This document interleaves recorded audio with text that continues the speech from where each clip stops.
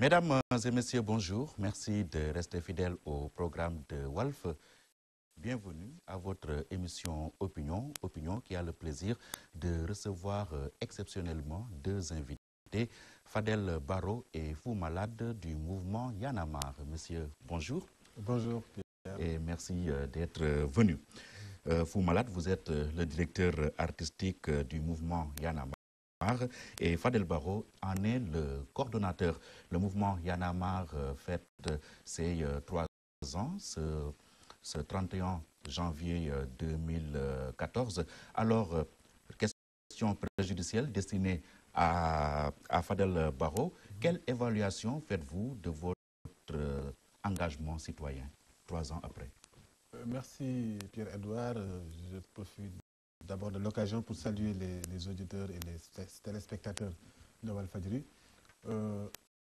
3 ans après la naissance du mouvement Y en a marre, je n'aime pas trop regarder le rétroviseur parce qu'il s'est passé tellement de choses en un laps de temps. Qu'est-ce qui vous aura le plus marqué durant ces 3 ans? Il y a eu des batailles gagnées. Il y a eu des batailles gagnées. Il y a un grand combat qui reste entier. Des batailles telles que l'inscription des jeunes sur les listes électorales à travers le programme d'Asfanal. Des batailles telles que l'engagement des jeunes au niveau de l'espace politique non partisan. Cette forte implication des jeunes, notamment des artistes au niveau. Aujourd'hui, beaucoup de gens créent des mouvements, etc., etc. Tout ça, depuis l'avènement du mouvement Y en a marre, ça c'est à saluer. C'est une bataille parce qu'au départ, nous voulions engager les jeunes à s'occuper de ce qui se passe, en tout cas de leur bien public. Des batailles gagnées, surtout, la plus grande, en tout cas la plus attractive, c'est le départ d'Abdoulaye Wade. Le non-troisième mandat d'Abdoulaye Wade. Parce qu'on s'est battu contre un 3e mandat d'Abdoulaye Wade. Ça, c'est une bataille remportée. Maintenant, il s'était présenté, Abdoulaye Wade. Il s'est présenté. Oui. Il n'y a pas eu de 3e candidature. Il n'y a pas eu de... Il y a eu une... Oui, mais pas de mandat, candidature, mais pas un 3e mandat. Et nous, on se battait contre un 3e mandat. D'ailleurs, d'où la campagne d'Asfananal, ma carte, mon âme. Parce que très vite, on a compris que si on doit arriver à trancher par les urnes, nous irons trancher par les urnes. Et donc, le moment ultime, nous avions sorti nos cartes d'électeurs qui étaient en tout cas nos armes. Je disais que, donc, il y a eu des batailles comme ça qui ont été remportées. Mais il reste un grand combat.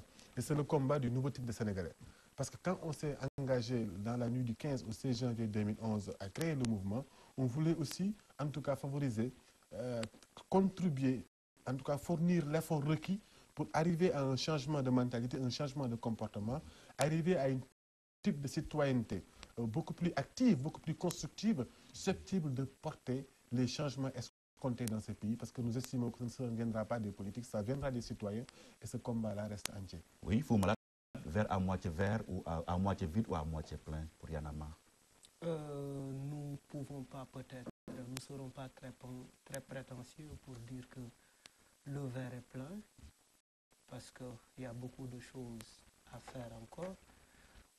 On refusera de dire que le verre est vide, parce que nous avons mis quelque chose. Ça veut dire le fait d'oser, rien que le simple fait d'oser s'engager pour son pays, c'est déjà remplir le verre. Avancer, l'essentiel pour nous, c'est d'abord d'oser essayer. Nous n'avons pas peur d'échouer, hein. Nous avons peur de ne jamais avoir essayé. Et nous sommes en train de le faire de la manière la plus tranquille, ça veut dire de la manière la plus sûre. Ça veut dire être sûr que nous sommes des jeunes qui s'engagent et qui ne sont pas à la solde d'un homme politique, à la solde d'une quelconque personne. Nous nous engageons pour le seul et unique intérêt de notre pays, pour servir le Sénégal. Servir le Sénégal, pousser les jeunes à s'engager davantage, à être beaucoup plus responsables afin de construire une masse critique forte. C'est vraiment ça l'objectif de Y en a marre, afin de promouvoir la citoyenneté à tous les niveaux, au niveau des plus hautes responsabilités jusqu'aux plus faibles. Oui, Fadel Barro le rappelait tout à l'heure, à la l'habitude de Y'en a marre, beaucoup de mouvements ont été créés. Il y a eu Tout va mal, il y a eu Podor va mal, Bour va mal. Alors c'est quoi? C'est Y'en a marre qui fait des émules ou bien c'est Y'en a marre qui n'a pas suffisamment pris en compte les préoccupations des citoyens? Ce serait vraiment dommage si dans ces pays, il n'y a que Y'en a marre qui dit que ça ne va pas. Ça veut dire que finalement, on serait même dans l'ostracisme. Il faut même l'éviter. On n'a pas la prétention à nous seuls de se faire l'écho sonore de tous les problèmes des Sénégalais. Ça, on n'a même pas les épaules pour ça. Donc c'est important à tous les niveaux. Et d'ailleurs, c'est une des raisons pour lesquelles nous organisons souvent, en tout cas, des rencontres telles que la foire aux problèmes, qui permet de faire venir tous ces gens-là qui pensent de la même manière que nous et qui l'expriment différemment. Donc, nous sommes aussi en démocratie, chacun est libre de... Ça, c'est d'une part. Mais l'autre partie de la question, bien sûr, Y'en a marre a fait des émules. Et ça, c'est au-delà du Sénégal. Aujourd'hui, si vous allez au Togo, il y a un mouvement qui s'appelle Y'en a marre à Tchamé et qui s'inspire grandement du mouvement Y'en a marre. Nous travaillons directement. Si vous allez au Mali, il y a les SOFA, le mouvement Ça suffit, qui s'inspire grandement du mouvement et que nous travaillons ensemble. Si vous allez au Burkina, il y a eu des esprits Y'en a marre, mais ensuite, dans l'entité qui s'appelle Balai Citoyen, qui est un peu comme notre M23, Y'en a marre collabore directement avec eux, pour lutter d'ailleurs contre une énième candidature de Blaise Compaoré.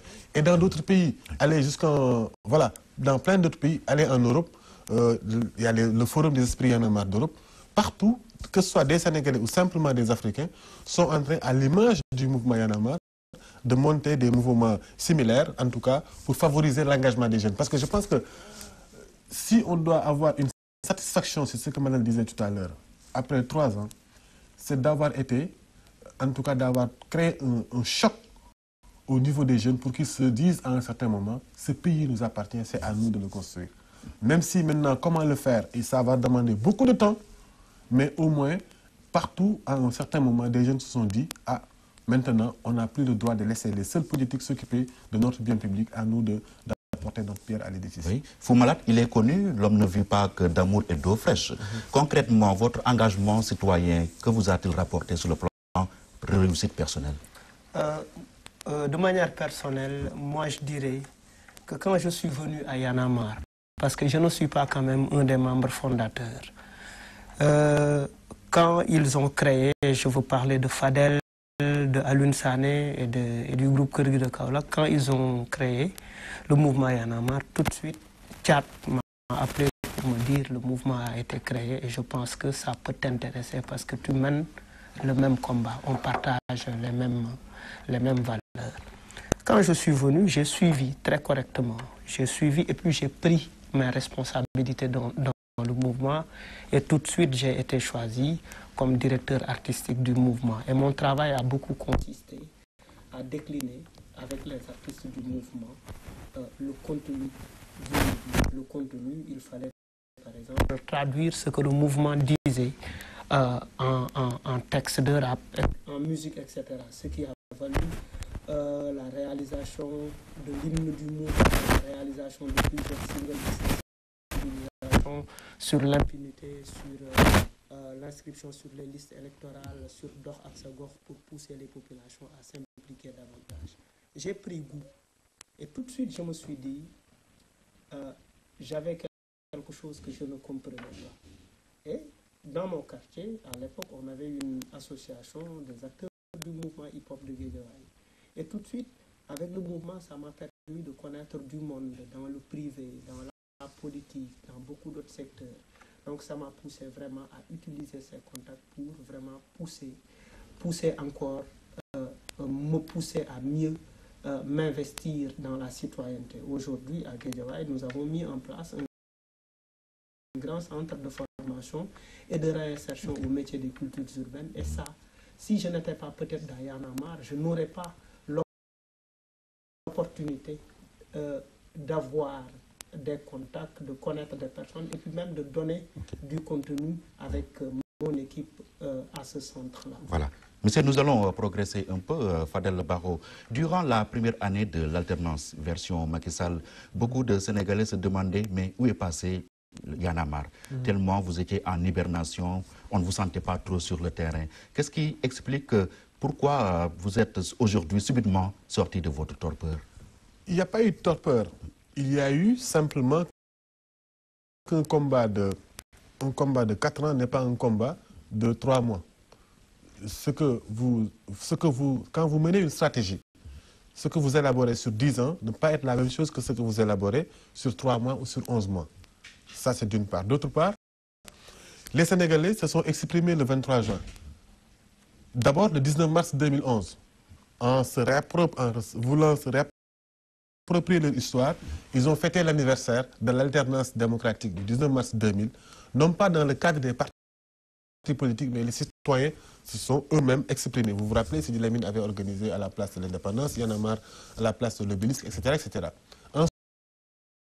Ensuite, le 23 juin 2011. Ensuite, le 26 mars 2012, avec 65% des Sénégalais, ils ont décidé d'enlever Abdoulaye Wade et de mettre Macky Sall. Les Sénégalais qui ont fait ce choix-là. Alors, il y a une équipe qui est venue, qui est en place. Le mouvement a refusé, n'a pas accepté de soutenir ce gouvernement dans son travail, en tout cas, d'être dans l'équipe, d'être dans une coalition, d'être partisan de ce que fait ce gouvernement-là. Nous ne sommes pas dans la coalition Benno Bokk Yakaar, nous ne sommes pas avec Macky Sall. Macky vous a-t-il demandé de venir C'est des choix clairs, ça on en a beaucoup parlé et je pense qu'il faut le dépassionner.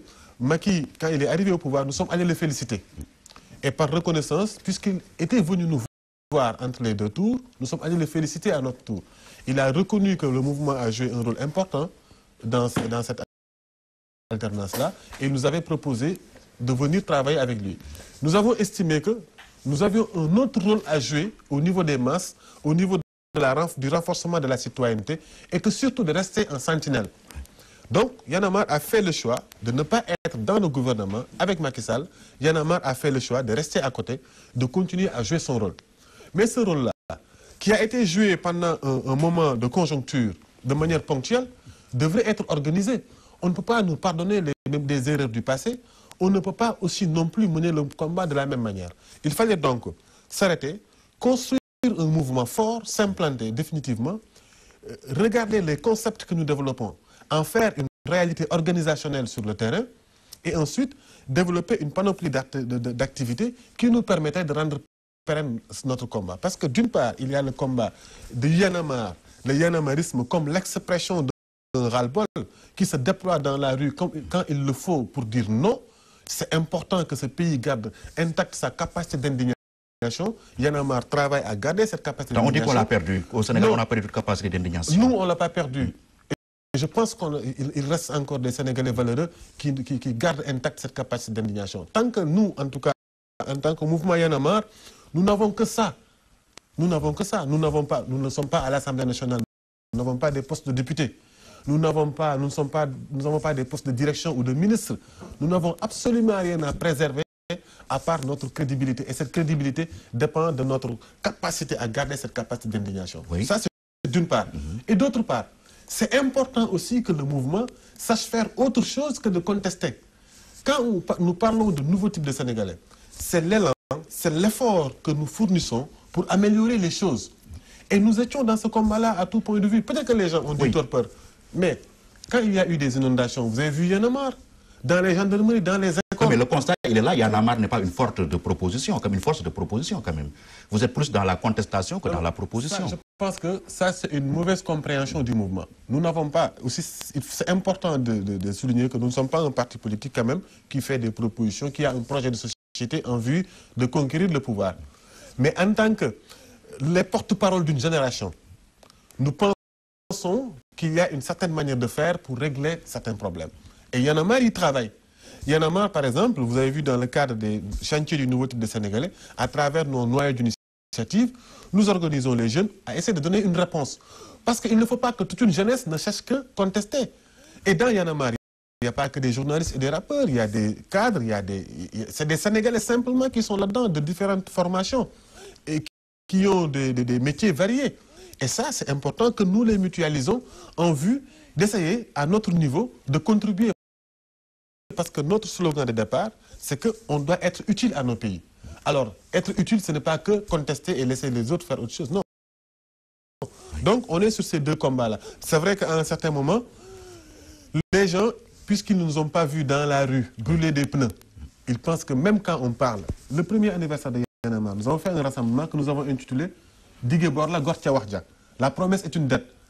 Pour rappeler à Macky Sall et ses ces engagements d'hier. Mais les gens n'en ont pas fait état. Parce que pour eux, tant que Y'en a marre n'est pas dans la rue en train de brûler les pneus, Y'en a marre ne fait rien. Et je suis sûr que si on le faisait, ce sont ces mêmes personnes qui nous diraient non, non, non, prenons le temps de travailler. Y a-t-il complicité entre Y'en a marre et Macky Sall? La seule complicité qu'il peut y avoir entre Y'en a marre et Macky Sall, c'est que nous sommes un mouvement autonome qui continue dans son rôle de veille et d'alerte et qui dit librement que Macky Sall, tu es en train de prendre le mauvais chemin. Que Michel Macky Sall, tu avais promis à la jeunesse sénégalaise du travail, tu n'es pas en train de le faire comme il le faut.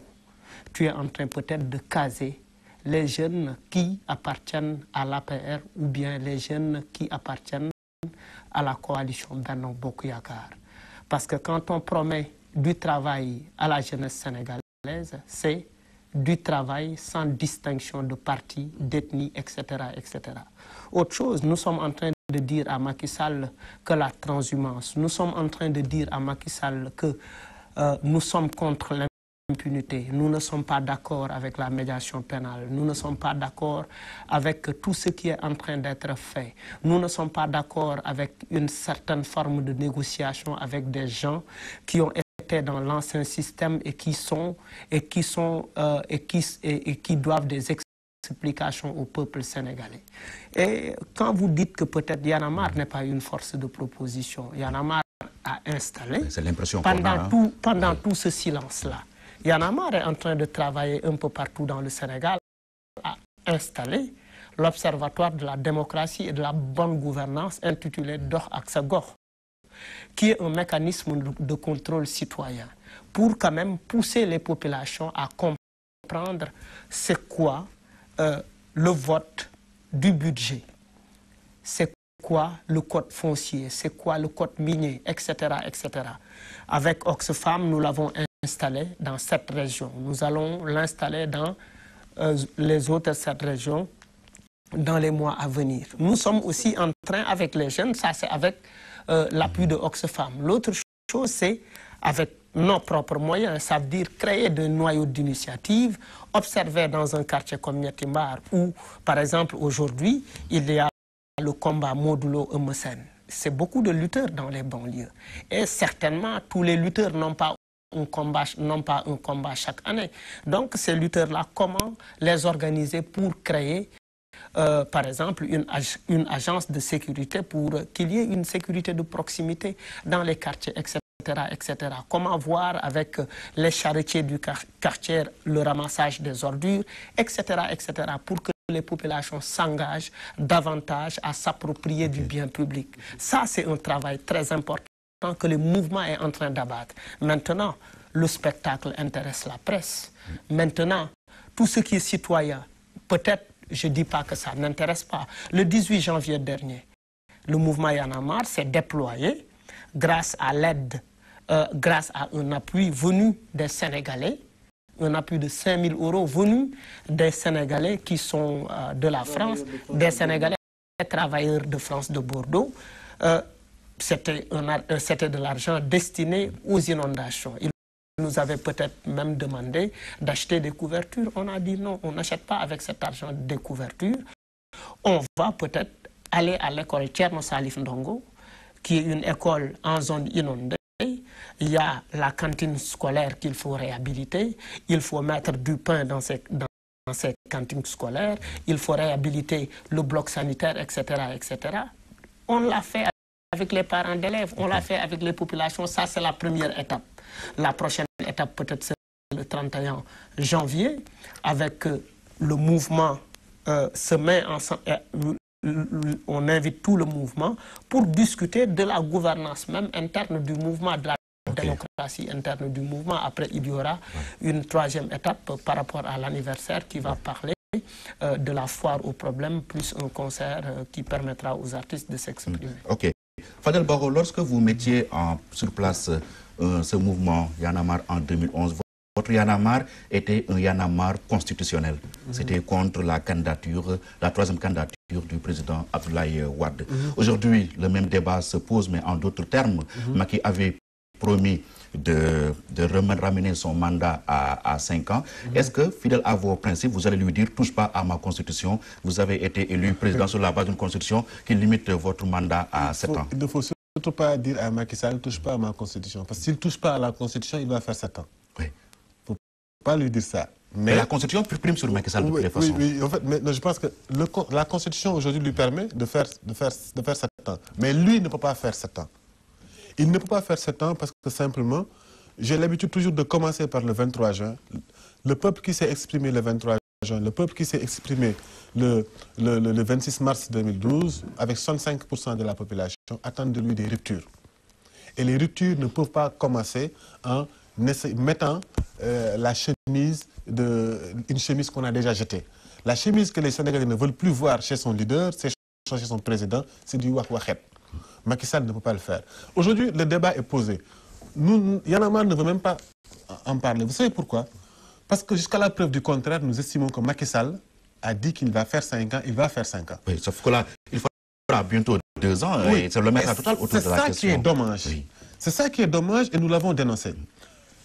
Parce que quand Macky Sall a voulu faire la réforme universitaire, il l'a presque imposée aux étudiants. Les étudiants lui ont dit non, attendez l'année prochaine, on va y aller étape après étape. Il a dit non, je l'impose parce qu'il me faut régler la question de l'université. Parce qu'il a eu une volonté politique forte de résoudre cette question, il a imposé aux étudiants sa réforme. Mais pourquoi Macky Sall, on a vu avec l'exemple des loyers également. Oui, l'autre exemple, c'est le loyer, c'est une bonne chose.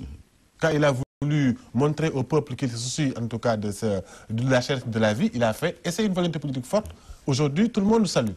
Mais pourquoi Macky Sall ne fait pas la même chose s'il s'agit de la réforme institutionnelle? Qu'est-ce qui l'empêche de parachever cette réforme? Moi, je sais que on l'avait confié à Amadou Mokhtar Mbow. La commission doit finir son travail. Mais est-ce qu'aujourd'hui, la commission lui a rendu les résultats, les conclusions? Pourquoi il ne les reçoit pas pour prendre les conclusions? Il se dit qu'il n'est pas pressé de les recevoir. Hein. Mais c'est ça qui est dommage. Parce que s'il avait parachevé ces réformes, comme Abdoulaye Wade l'avait fait en 2000. En 2001, il avait fait voter une nouvelle constitution, il est passé à autre chose. Si Macky Sall avait parachevé cette réforme-là, on n'en serait pas à ce débat sur un mandat de 5 ans ou de 7 ans, ça serait réglé. On n'en serait pas sur beaucoup de questions, même cette question de report des élections locales qui se pose avec l'acte 3 de la décentralisation. On aurait pu le régler, tout ça dans les réformes institutionnelles dès les premières années de sa gouvernance. Mais apparemment, soit lui-même, ce n'est pas clair dans sa tête, ou bien il veut reculer. Et bien sûr, recul, le peuple retiendra. Le peuple retiendra et le peuple, en tout cas, qui s'est déterminé fortement depuis le 23 juin pour que désormais qu'on ait une gouvernance vertueuse, simplement, pour que ceux qui sont devant servent de modèle en termes de respect de sa parole donnée. Ce peuple-là va sanctionner le moment venu. Foumalat, Y'en a marre fera-t-il face en cas de wak-wak? Je dis d'abord, je voudrais rectifier un peu, parce que vous avez dit que Y'en a marre constitutionnel du 23 juin. Y'en a marre a été créé le 18 janvier 2011.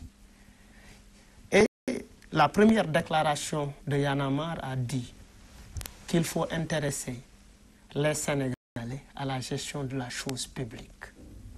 Il ne faut pas laisser la gestion du Sénégal dans les mains des politiques. Il faut que le peuple se prenne en charge. C'est important.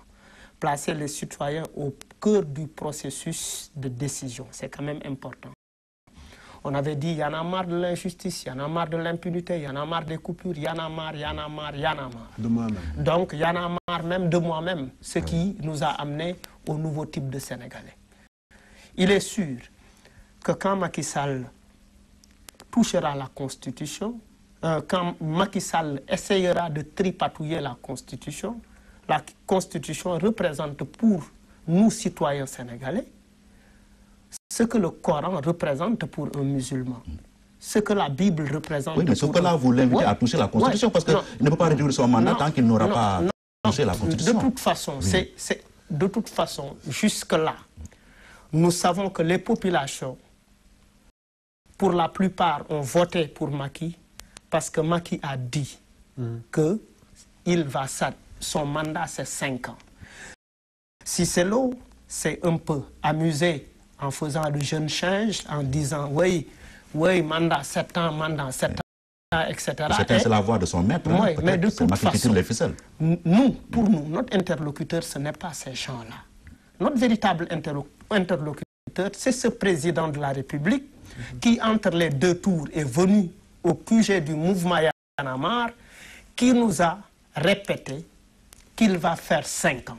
Maintenant, nous sommes en train d'observer ce qui va se passer. Oui. D'autant plus que, vraiment sur cette question, nous pensons que quand Macky Sall promettait aux Sénégalais qu'il va faire 5 ans, comme disent les Wolofs, personne ne lui a donné du miel ou du sucre. C'est lui qui s'est engagé. Parce qu'il avait senti que ce peuple en avait marre d'une certaine façon de faire de la politique et que ce peuple avait envie de changement et de rupture profonde. Mais il a surfé sur ça. Vous savez que il a surfé sur ça et il a dit ce qu'on dit des promesses électorales, hein, vous le connaissez mieux que moi. Mais Macky Sall ne s'adressait pas aux apéristes en promettant 5 ans. Aujourd'hui, ce sont les apéristes qui ne sont pas 65% de l'électorat.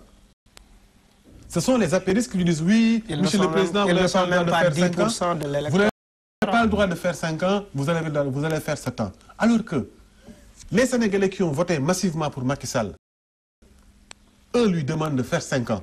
Parce que eux, c'est sur la base de ce contrat moral qu'ils lui ont accordé leur confiance. Et Macky Sall n'a pas le droit de trahir cette confiance-là. En tout cas, s'il le trahit, le peuple prendra ses responsabilités. Et nous, en tant que mouvement Y en a marre, prendrons toutes nos responsabilités parce que nous serons désabusés. Parce que non seulement sur beaucoup de questions, Macky Sall n'arrive pas à rassurer les Sénégalais, n'arrive pas à tenir en tout cas les promesses qu'il avait, des engagements qu'il avait pris. Aujourd'hui, Macky Sall, s'il fait 7 ans, ce serait trompé, il aurait trompé tout son monde. Et nous, en tant que désabusés, on réagira en conséquence. Oui, et par quelle voie faut-il passer pour réduire le mandat? Est-ce par voie référendaire qui serait vraiment coûteuse ou bien par voie parlementaire? Quand on sait qu'il y a des députés de l'APR qui vont voter contre, certainement. Il y a Macky Sall, s'il dit à l'APR qu'il va faire 5 ans et qu'il fait passer cette loi à l'Assemblée nationale, les députés de l'APR le feront. Encore que sa coalition, de manière générale, il faut passer à toute la coalition. Mais je pense que pour l'instant, on n'en est pas encore là. Le débat n'est pas encore posé. Nous considérons que Macky Sall va faire 5 ans parce que c'est ce qu'il a dit. Les gens avaient soulevé le débat dans un premier temps. Il est allé en France, il a dit non, je vais faire 5 ans. Pourquoi il y a cette tâche? Pourquoi on pose ce débat là où il n'y en a pas? On doit juste rappeler à Macky Sall, et ça c'est du rôle de la société civile de manière générale, on doit continuer à exercer une pression sur lui pour qu'il achève sa réforme institutionnelle, pour qu'on sache comment ce pays va être, voilà, sur quel pied il va danser. Ça c'est le travail de toute la société civile, à continuer à rappeler à Macky Sall, et même des partis politiques. Mais malheureusement, on laisse faire et lui, il joue aussi, tant que les gens ne disent rien, il prend tout son temps, alors qu'à mon avis, il aurait pu le régler depuis longtemps. Oui. L'autre problème, c'est le cumul de fonctions. Le président avait pris l'engagement que quand il serait président, il n'y aurait plus de cumul de fonctions au Sénégal. Mais aux dernières nouvelles, il va rétropédaler, quoi. Alors, que pense Y en a marre de ce problème? Non, mais vous savez, heureusement que nous, Y en a marre, avant juste l'élection de Macky Sall, nous avons dit que le changement que nous espérons pour ce pays, on ne l'attend pas de ces hommes politiques-là. En réalité, nous ne sommes pas dessus parce que nous ne sommes pas surpris. Nous ne sommes pas surpris. On s'est battu contre un système et on va continuer à se battre contre le système. C'est quel système? C'est le système qui fait que l'homme politique, une fois qu'il arrive au pouvoir, il change de veste. Il ne respecte plus ses engagements. Il pédale et rétropédale en fonction de ses intérêts du moment, sans se préoccuper de ce que veut le peuple et où est-ce que le peuple veut aller. Moi, je pense que Macky Sall, il a la chance, en tout cas, il avait la possibilité de se positionner en tant que quelqu'un qui aura beaucoup fait avancer notre démocratie sur beaucoup de questions. De la même manière qu'il est en train de faire des efforts dans la lutte contre l'impunité et pour renforcer la bonne gouvernance, de la même manière, il pouvait sur ces questions-là trancher de manière définitive ces questions de cumul des mandats, cette question de comment encore le cumul des mandats, le mandat présidentiel de 5 ans à 7 ans. Il aurait pu régler et sortir comme même un héros. En tout cas, quelqu'un qui resterait dans la tête des Sénégalais comme un jeune président, parce que finalement, Macky, il n'est pas vieux comme l'autre qui est parti. Un président qui est arrivé, qui a parachevé des réformes fortes et qui est sorti, parce que même s'il ne réussit pas sur tous les plans, il pourrait réussir sur certaines questions-là. Maintenant, s'il décide de faire la même chose que Abdoulaye Wade et ses prédécesseurs, parce qu'en réalité, c'est ce même système qui existe depuis les indépendances. Des gens qui ne respectent pas le peuple, des gens qui ne considèrent pas que ce peuple est capable de réfléchir et que ce peuple veut aller de l'avant. Et que, de tout le temps, ils veulent nous faire revenir en arrière. S'ils se comportent de la même manière, alors le peuple du 23 juin et le peuple du 26 mars va se positionner, comme il s'est toujours positionné. On va se débarrasser de ce système-là jusqu'à ce qu'un jour, les Sénégalais, j'espère que ça arrivera un jour, on aura ce que nous appelons un nouveau type de président. Quelqu'un qui va respecter ses engagements, qui ne fait pas marche arrière selon les pressions. Et que ces pressions-là, justement, souvent, elles viennent soit des médias, soit des marabouts. Parce que même du parti politique, forcément. Et souvent, les gens qui tiennent ces groupes de pression, ils ont les moyens, ils sont privilégiés. Parce que cette question a été soulevée lors de la traque des biens mal acquis. Dès lors qu'on a pris des fils d'eux, ce qu'on appelle des fils d'eux, d'Omoudiou, les gens se lèvent et on utilise certains marabouts et on va utiliser tout pour dire que oui, il faut laisser telle personne, il ne faut pas emprisonner telle personne, il ne faut pas emprisonner telle personne. Mais est-ce qu'on pense à ces Sénégalais-là qui peinent à manger convenablement? Est-ce qu'on pense à ces Sénégalais-là, derrière le village de Salémata, au fin fond du pays, qui, pour accoucher, parfois, les femmes, pour accoucher, prennent des charrettes, qui meurent en donnant la vie? Ces Sénégalais-là qui peinent à se soigner simplement quand il est malade, à cause simplement d'une mauvaise gestion du denier public. Et quand quelqu'un détruit le denier public, qu'on veut le libérer, parce que lui, il est capable de mobiliser les pressions maraboutiques ou médiatiques. C'est ça. Ce sont ces genres de ruptures-là que nous voulons parachever. Et Macky Sall avait la possibilité de le faire définitivement. Oui. Donc, de penser à la majorité des Sénégalais qui ne sont pas intéressés par 5 ans, 7 ans ou 5 ans, mais qui attendent de lui des signaux forts. Mais pas de ceux qui détiennent des moyens de pression, soit ils ont de l'argent, souvent détourné, soit ils ont la capacité d'aller corrompre quelques marabouts et de lui... Voilà. Fou Malade, Macky Sall est-il un président sous influence parce qu'il subirait des pressions, comme dit Fadel Barro? Mais ça, c'est quand même très très clair, parce que quand nous observons l'évolution de l'actualité politique, nous observons qu'en fait, que les préoccupations politiques de Macky Sall sont au-dessus de ses préoccupations sociales. Parce que quand même, il est important de penser au bien-être du Sénégalais lambda. Il est important de se dire, parce que même quand on parle de liberté, quand on parle de toutes ces personnes qui ont été emprisonnées et qui tout de suite qui ont bénéficié d'une grâce ou d'une liberté. C'est de personnes, en fait, peut-être fils d'eux, ou des personnes riches, ou des personnes peut-être célèbres. Et il faut penser à ces Sénégalais qui croupissent encore en prison pour des histoires de braquage, pour des histoires de vol, de bétail, de moutons, etc. Donc il y a un traitement qu'il n'y a pas privilégié, parce qu'il n'y a pas une équité, il n'y a pas une équité au niveau de la justice. Ces jeunes-là, pourquoi on n'a pas, à côté de la médiation pénale, on n'a pas parlé de peine alternative à l'emprisonnement qui pourrait permettre aux détenus qui viennent de Guédiawaye ou de Yeumbeul ou de Pikine et de Thiaroye d'aller cultiver un champ au lieu en fait de purger une peine. C'est ça. Donc moi je pense qu'à côté de la médiation pénale, il faudrait peut-être proposer les peines alternatives à l'emprisonnement. On aimerait bien voir des gens qui ont détourné le denier public après avoir peut-être recouvré l'argent volé, etc., que ces gens-là, qu'on les voit peut-être passibles aux peines, qu'ils soient passibles aux peines alternatives, etc., etc. Donc ce qui se passe, c'est vraiment, nous sommes en face d'autorité.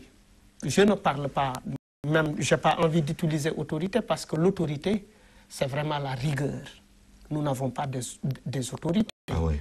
Non, Macky n'est pas un président rigoureux. Non, parce qu'il n'y a pas de rigueur. La rigueur, c'est véritablement dire que sur la question de la traque des biens mal acquis, il faut être ferme. La fermeté, elle est très importante pour, par exemple, diriger un pays, pour par exemple, que notre pays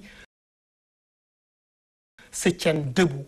Il est important qu'à tous les niveaux, que ça soit rigoureux, que l'on soit même rigoureux avec ces chauffeurs de car rapide ou de Ndiagandiaï ou de taxi qui peuvent faire n'importe quoi sur la route, etc. Qu'on soit rigoureux avec nous-mêmes, Sénégalais. La rigueur, c'est quoi? La rigueur, c'est dire, on nous dit... Dans ce cas précis de la traque des biens mal acquis. Dans ce cas précis de la traque des biens mal acquis, on voit en fait qu'ils sont en train de faire beaucoup de concessions. Il y a eu beaucoup de gens qui ont été libérés. Pourquoi? Parce qu'ils ont dit que oui, ils ont versé... Ils sont malades. Ils sont malades, ils ont versé... Beaucoup de personnes qui ont été libérées. On dit qu'ils sont malades ou bien que leur état de santé ne leur permet pas d'être à Rebeuss ou au camp pénal. C'est facile comme argument? Oui, c'est facile comme argument. Il y a des jeunes qui sont depuis plus de 20 ans là-bas. Et ces jeunes-là, est-ce que leur état de santé est compatible à l'univers carcéral? Non. C'est parce que ça pose encore ce problème de passe-droit. Parce que Macky, je me rappelle bien, monsieur le président de la République, avait dit sa priorité, c'est rétablir l'état de droit. Et par rapport à ça, on ne voit absolument rien. On nous dit, il faut lutter contre l'impunité, lutte contre la corruption, etc. Il faut t'amuser à aller à l'état civil ou dans les commissariats. Ce qui se passe, c'est quoi? Quand tu as besoin d'un extrait de naissance, par exemple, il faut faire des allers-retours à n'en plus finir. Il n'y a pas de système, il faut lutter contre tout ce système-là. C'est de ça dont Fadel parlait. Nous sommes contre ces formes de pratiques. Et notre travail en tant que mouvement, c'est d'informer, de sensibiliser, d'avertir, de mobiliser le maximum de Sénégalais pour constituer une véritable masse critique pour dire non à ces formes de pratiques. Okay. Oui, Fadel, que pense Y'en a marre de l'idée d'une médiation pénale invoquée par le président de la République? Oui, mais c'est de ça que nous parlons depuis tout à l'heure. Nous avons estimé que la lutte contre l'impunité est une forte, en tout cas, préoccupation, exigence du peuple sénégalais. Et que, en élisant Macky Sall, les Sénégalais pensaient que tous les voleurs vont être emprisonnés. La loi va s'appliquer sur les voleurs, en tout cas. Parce que j'ai entendu des gens dire, certains avocats, je ne vais pas citer de nom, oui, l'essentiel c'est de prendre l'argent. Mais nous pensons que le problème, ce n'est pas l'argent. Mais c'est par la traque des biens mal acquis, repositionner les valeurs. Parce que une des choses que nous avons beaucoup reproché à Abdoulaye Wade, c'est d'avoir dégradé les valeurs. Alors, Macky Sall, en luttant contre l'impunité, en faisant cette traque des biens mal acquis, pour nous, en tant que Y'en a marristes, c'est moins l'argent qu'on va reprendre, mais plutôt comment on va, à travers cette lutte contre l'impunité, repositionner les valeurs de sorte que le vol n'est plus valorisé, mais surtout que le vol soit découragé. Parce que qu'est-ce qui va se passer avec la médiation pénale? On peut rembourser jusqu'à 99%. Mais nous pensons qu'il faut dissuader les gens de voler l'argent du contribuable sénégalais. Le Sénégalais qui trime, le Sénégalais là tout à l'heure dont je parlais, qui peine encore à subvenir convenablement à ses besoins. Ce Sénégalais-là, son argent, si on ne peut pas le remettre, on ne peut pas le voler. Et tous ces gens-là qui ont amassé des milliards, s'ils le remboursent, ou même s'ils ont cette ingénierie financière, en tout cas d'escroquerie financière pour mettre l'argent où ils veulent dans le monde entier. Mais nous, notre État doit rester fort, et c'est en ce sens que Malal parle de fermeté et de rigueur. Notre État, notre président doit être fort et ferme et dire que non, nous voulons combattre une certaine pratique et pour cela, il faut sévir. Donc concrètement, vous êtes pour la double sanction? Mais il faut, non, pas la double sanction, il faut sanctionner simplement. Il faut sanctionner pour les dissuader eux-mêmes qui sont actuellement au pouvoir, qu'ils ne soient pas tentés de détourner l'argent du contribuable et demain espérer sur des médiations ou sur des négociations et sortir. C'est de ça qu'on a besoin. Parce que le mandat de Macky Sall, en définitive, est venu dans un contexte où le peuple sénégalais a quand même bougé. Il s'est passé des événements. Des gens sont morts, ne l'oublions pas. 9 morts d'ailleurs. Aujourd'hui, 31 janvier, c'est le jour aussi de l'anniversaire du décès de Mamadou Diop. De Mamadou Diop. Et de Balla Gaye aussi. L'étudiant Balla Gaye, mais Mamadou Diop, dans le contexte, c'est lui qui a succombé lors des événements contre le 3e mandat d'Abdoulaye Wade. Et c'est Macky Sall qui a bénéficié de ce vent.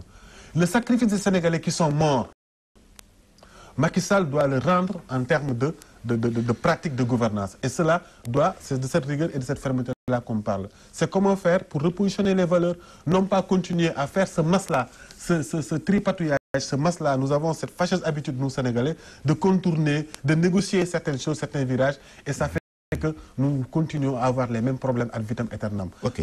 Fou Malade, dans le souci de mieux prendre en charge les préoccupations des Sénégalais, le président a abandonné son programme Yokkouté pour mettre sur pied le Sénégal plan émergent, dont l'objectif est d'en arriver à un taux de croissance de 7 ou 8% à l'horizon 2017. Qu'est-ce que vous en pensez? Moi, je ne connais rien en termes de taux. 7%, 8%, 15%. Si ça marche, si ça bouge, on le sent tout de suite. Si ça bouge, on ne mange pas la croissance, disait l'autre. Oui, on ne mange pas les chiffres. Ça veut dire que si ça bouge, ça se voit. On verra un peu partout des mangues avec des mangues jetées avec beaucoup de mouches là-dessus. On va peut-être retourner au diamant twist, comme le disait Souleymane Faye. Ngay Agne, c'est l'Ochodinine, etc., etc. Je pense, et les jeunes seront beaucoup plus indépendants. Du liguey, ils vont travailler pour quand même soutenir leur famille. Il n'y aura pas ces jeunes,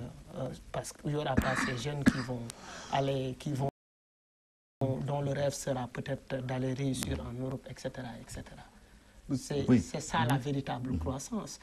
Pour moi, c'est une question. Il faut être efficace, il faut être pragmatique, il faut être très réactif. On voit que quand même, c'est très très lent.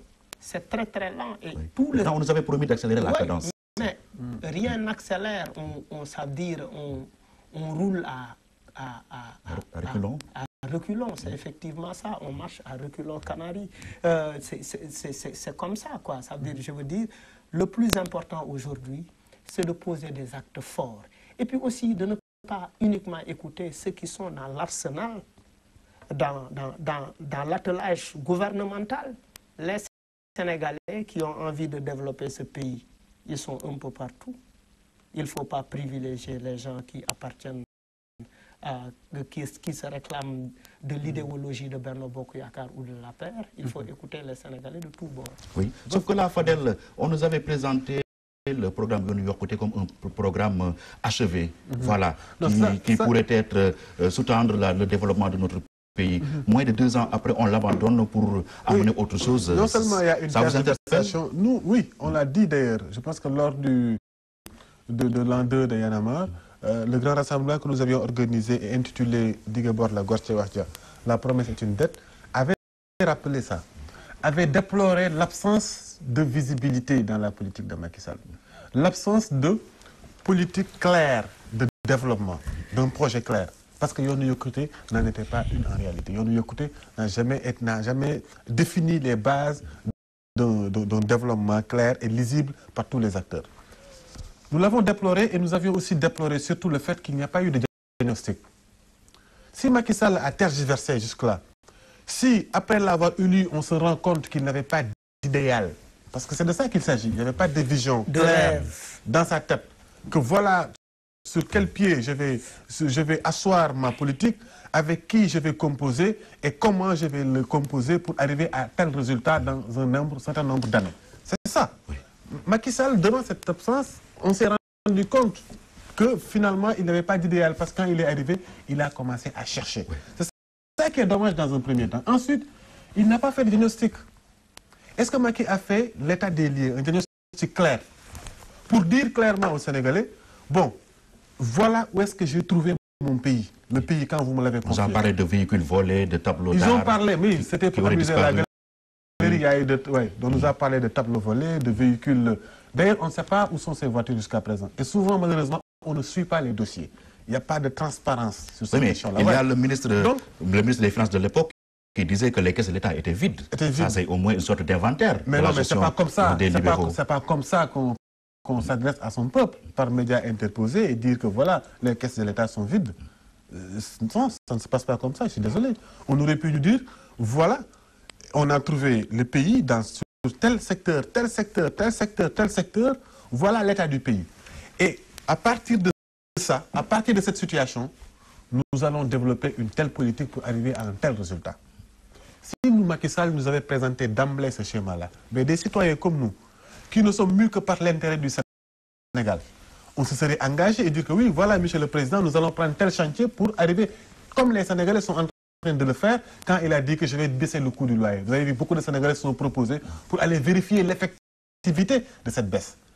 Donc, si Macky avait d'emblée défini une politique claire, lisible et simple à expliquer aux citoyens, mais des mouvements comme nous auraient pu dire oui, Monsieur le Président, c'est une bonne chose, alors nous allons prendre tel chantier, en tout cas, on va vous aider soit dans la sensibilisation pour l'appropriation de cette politique, on se serait identifié et positionné en tant qu'acteur dans l'intérêt général du Sénégal. Oui. Mais malheureusement, il n'y a pas eu ça.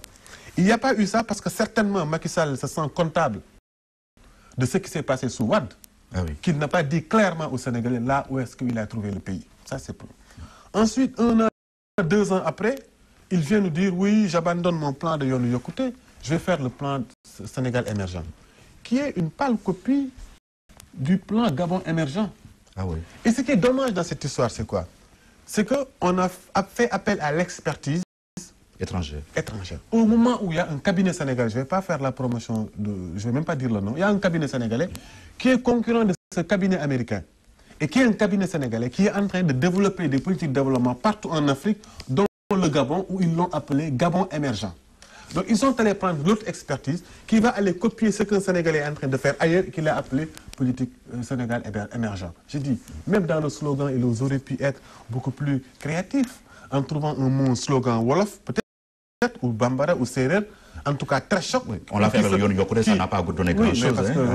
Voilà, mais on peut toujours chercher. Même en français, mais qui parle aux Sénégalais ou qui se sent interpellé en fonction des objectifs. Bon, bref, on ne va pas discuter de ça. En tout cas, ce qui est dommage, c'est qu'on en est là, presque 3 ans après qu'il a été élu, il est encore là à chercher son chemin. Vivement qu'il le trouve. Parce que nous, tout ce que nous souhaitons, c'est qu'il le trouve et qu'il réussisse. Parce qu'au bout du compte, ce sont les Sénégalais qui souffrent de tout ça. Foumalade, cet étonnement supposé ou réel, signifie-t-il que Macky n'était pas suffisamment préparé à l'exercice du pouvoir? Mais ça, nous l'avions dit, parce que nous avons dit qu'avant peut-être de prétendre à diriger un pays, il faut d'abord se préparer davantage. Il faut que dans les périodes de campagne ou bien les périodes de pré-campagne, se dire qu'en fait, sur la culture, c'est ça que je vais faire, sur l'assainissement, c'est ça que je vais faire, etc., pour éviter toute forme de tâtonnement. C'est du professionnalisme. Qu'est-ce qui se passe? Parce qu'il s'est passé une histoire de partage en réalité du gâteau. Il fallait satisfaire effectivement toutes ces personnes qui ont soutenu sa candidature ou bien qui l'ont soutenu jusqu'à ce qu'il arrive au pouvoir. Il faut remarquer des choses qu'il faut quand même déplorer. Par exemple, la nomination de la personne à la tête de la RTP, il ne remplit pas les conditions. Oui, il ne remplit pas les conditions. Oui, il ne remplit pas les conditions. Vous allez le combattre? Oui, non. Je veux dire, nous retenons. Ce que nous faisons, c'est d'abord poser le problème, faire remarquer aux Sénégalais qu'il faut mettre les Sénégalais, les personnes qu'il faut, aux places qu'il faut. Macky est en train de faire n'importe quoi. Et les gens qui le soutiennent, avec qui il est dans le gouvernement, au nom de la solidarité gouvernementale, lui disent oui. C'est ça qui est dangereux. Il faut quand même encore que la société civile, que les Sénégalais de tous bords montent leur détermination et que la presse joue véritablement son rôle afin de mieux informer les Sénégalais par rapport à ce que Macky est en train de faire parce que ce n'est pas bien pour le Sénégal. Oui, nous allons nous attarder un peu sur la politique d'emploi du gouvernement. En tant que jeune, vous allez nous dire ce que vous en pensez. Dans le New York côté, on promettait 500 000 emplois par jeune. Aujourd'hui, on aurait recruté 5 000 plus les 10 000 pour l'agence de sécurité de proximité. On est loin du compte. Qu'est-ce que vous en pensez? Le Sénégal retiendra qu'il y a eu un président en 2000 qui s'appelait Abdoulaye Wade qui avait dit que je vais régler la crise de la Casamance en 100 jours, n'est-ce pas? Ces mêmes Sénégalais retiendront qu'il y a eu un président qui a dit qu'il va créer 500 000 emplois et que qui peine, en tout cas, et au bout du compte, nous, on retiendra s'il a réussi à faire ou pas. Wade n'avait pas réussi ces 100 jours, en 100 jours régler la crise casamançaise, mais qui peine difficilement à créer 500 000 emplois. Dernièrement, il a pris une décision que nous avons saluée parce que nous c'était une forte exigence, en tout cas demande du mouvement Y en a marre, de regrouper toutes les structures qui travaillent sur l'emploi des jeunes et d'en faire une agence. Mais nous avons déploré le fait qu'à la tête pour nommer le directeur de cette structure, on fait appel à l'expertise du parti. D'abord, avant de penser au patrie, comme lui-même il le dit. C'est dommage parce que vous avez vu qu'il y a eu même des querelles entre eux. Lui, c'est moi qui devais être élu. Pourquoi l'autre qui est élu aujourd'hui c'est un transhumant et que moi je suis un classique? Il y a eu un débat à ce niveau. Et nous pensons que pour une question aussi sérieuse, on aurait au moins pour une fois essayé de faire un appel à candidature et de sélectionner sur la base du mérite et surtout de la compétence pour diriger ça. Mais définitivement, qu'est-ce qui se passe? Macky peine à répondre à cette question de l'emploi des jeunes parce que c'est l'absence de politique claire dès le départ. C'est tout ça qu'il explique. Parce qu'il faut redémarrer l'économie pour régler la crise de l'emploi. Ils veulent beaucoup s'investir dans l'agriculture, c'est une bonne chose. Mais nous allons voir comment est-ce que cela va se faire. En tout cas, jusque-là, ils peinent à le faire. Et ce qui est dommage, au niveau des 10 000 emplois pour l'agence de sécurité. Nous avons estimé, Y en a marre a dit que nous n'avons pas un problème de sécurité aujourd'hui. S'il y a un problème de sécurité accru, il faut le mettre au niveau de la police et de la gendarmerie. Il fallait renforcer la police et la gendarmerie. Il fallait renforcer la police et la gendarmerie. Ceci d'autant plus que souvent les policiers nous prennent pour leurs cousins, surtout les jeunes policiers, parce qu'entre Y en a marre et policiers, ils pensent que c'est des jeux de lacrymogène et de pierre. Mais c'est dommage et je suis souvent choqué, j'ai le cœur meurtri quand je me rends dans les postes de police. L'absence de moyens. Dans certains commissariats, j'habite dans, je ne vais pas le dire, en face de chez moi, il y a une gendarmerie où il n'y a même pas de téléphone fixe. En même moment où les policiers peinent à remplir convenablement le rôle de sécurité publique, vous allez les renforcer. En même temps, ces 10 000 jeunes auraient pu être recrutés, mais pour s'occuper de l'environnement. Pour l'agriculture. Pour l'agriculture, mais avant même l'agriculture. Si on doit juste les recruter pour c'est des bénévoles. Dakar fait partie des villes les plus sales au monde. Le Sénégal fait partie des pays les plus sales au monde. Vous entrez dans chaque capitale. C'est un ami de Sali qui me rappelait, qui me faisait remarquer cela, Abdou Thiam. Il me disait que vous rentrez dans chaque ville, dans chaque région du pays, le tableau qui vous accueille, c'est les ordures. C'est une pancarte publicitaire. La pancarte qui t'annonce que vous arrivez dans une ville, c'est les poubelles. C'est les dépôts de poubelles. Alors, pourquoi ne pas recruter donc les priorités étaient ailleurs, quoi. Oui, les priorités étaient ailleurs, mais en faire des agents de sécurité. C'est pourquoi. C'est au contraire renforcer la culture de violence. Parce que c'est des gens qui peuvent être utilisés comme des nervis. On a vu, Moustapha Cissé Djamil en parlait. Il a parlé de milice, il est allé trop loin. Il est allé très très loin, d'accord, mais il alerte. Il alerte à ce que peuvent devenir certaines initiatives. Au moment où ces jeunes-là pouvaient, nous, on était d'accord qu'on recrute 10 000 jeunes et qu'on les engage sur les chantiers de l'environnement pour nettoyer nos villes. C'est un besoin. Mais on va aller recruter ces jeunes pour assurer la sécurité de qui? On a parlé de sécurité de proximité, donc des populations. Souvent, c'est pour leur propre sécurité. L'agression, l'insécurité est encore toujours là. Parce que quand même, il faut renforcer la police, la gendarmerie. C'est quand même ça qu'il faut véritablement faire, comme Fadel l'a dit. Et si on veut, excuse-moi malade de te couper, mais si on veut vraiment aider les jeunes, mais vaut mieux un jeune qui cherche de l'emploi, Si vous le mettez au niveau de la police, il a une assurance, il a une couverture, il a une retraite, il a une carrière. Dans le genre, ils ont 10 000 francs. Ils ont 50 000 francs par mois. Mais ici, oui, vous leur donnez un petit salaire. Mais au moins, ils ont un plan de carrière où ils peuvent exercer un métier digne et convenable. Mais vous les mettez dans des structures parallèles, je pense, j'ai l'impression que c'est les plans d'ajustement structurel qui reviennent. On veut décharger l'État en créant des petites structures parallèles qui, en définitive, ne fait que appauvrir davantage les masses. Ok, Fou Malade, que pensez-vous de la politique d'emploi globalement du président de la République? Ma conviction est que l'État ne peut pas régler cette question d'emploi tant qu'il ne travaille pas avec les structures indépendantes. Il faut comprendre en fait qu'il y a des initiatives, il faut promouvoir l'auto-emploi. Il faut promouvoir l'auto-emploi, soutenir les jeunes dans les localités, écouter des mouvements comme le mouvement Y en a marre, aller aussi écouter les associations parce qu'ils ont des stratégies de développement et ils comprennent les problèmes que vivent les jeunes. Ils comprennent absolument ce qui se passe dans les quartiers. Parce que les gens comprennent que peut-être pour travailler, il faut quitter Pikine, aller jusqu'à Dakar pour travailler.